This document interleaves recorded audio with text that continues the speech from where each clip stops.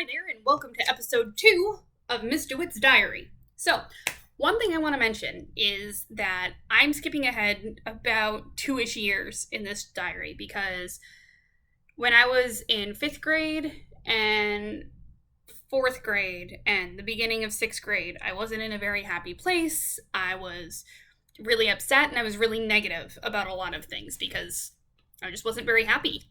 Not sure why, it just happens sometimes.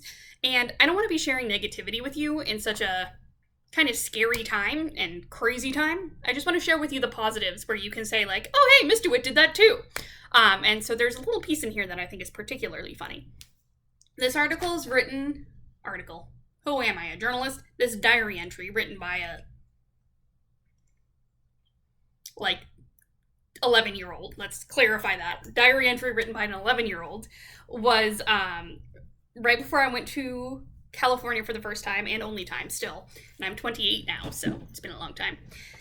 And I was going to get to see my best friend, and I will not be using real names because that's not fair because I didn't ask permission.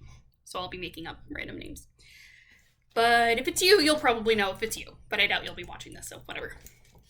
I also want to say that I used a not so nice word. It's not like a bad word or anything. It's just not very nice when I was describing a teacher. Because I've told some of you, I really hated math when I was in elementary school. It was so hard for me. I didn't understand it.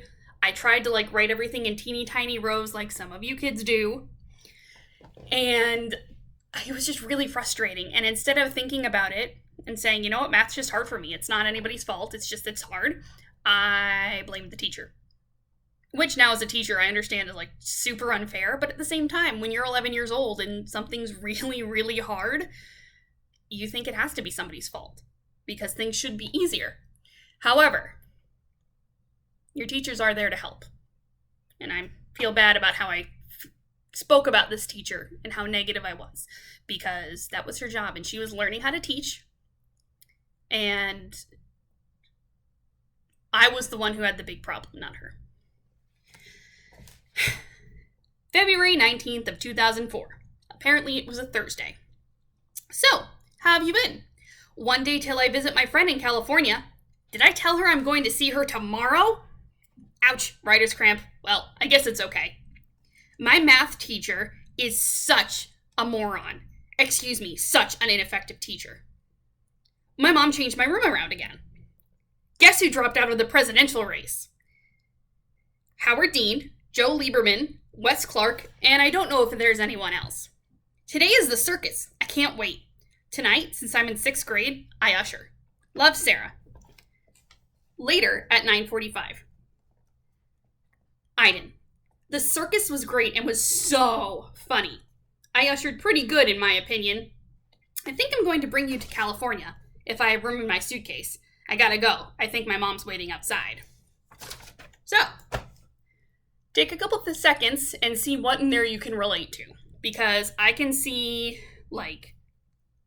2 things in there, maybe three, that I feel like a lot of you guys can connect to. So, give it a second, blah, blah, blah. So, first off, I feel like a lot of you are like, Miss DeWitt, you've talked about how much you hate math so much. And how it took you till high school and blah, blah, blah. Stop it. Well, I just wanted to show you that there's proof. I haven't just been saying it to make you feel better. Math was miserable for me when I was a kid. And here's your proof. It's written down. It's documented. The other part that's kind of entertaining is that I found it really important to record who had dropped out of the presidential election. And this is particularly funny because Howard Dean now is known as the guy who went, yeah, in a presidential rally, and it's just silly to think that that would get him eliminated from a presidential race when now we have very different things happening. So it's kind of funny to see this because I forgot that I did anything with the circus because I worked in I went to a Waldorf school, which is kind of a different way of teaching and a different way of learning. And the 7th and 8th graders did a circus every year. And the 6th graders helped out by getting people to their seats, making sure everybody was okay. It was really fun to watch because I got to help out and I got to watch. And a sentence I find hilarious is, I ushered pretty good, in my opinion. I did my ushering job very well, in my opinion. So that's how that was supposed to say. But again, back then I was 11 years, actually, might have been closer to 12. I was 12 years old, and I sometimes did not write my words correctly. But that's the next entry, and the one after this is actually pretty interesting because it starts kind of a saga that is unexpected. So I look forward to sharing my diary with you next time, and I hope you have a wonderful day.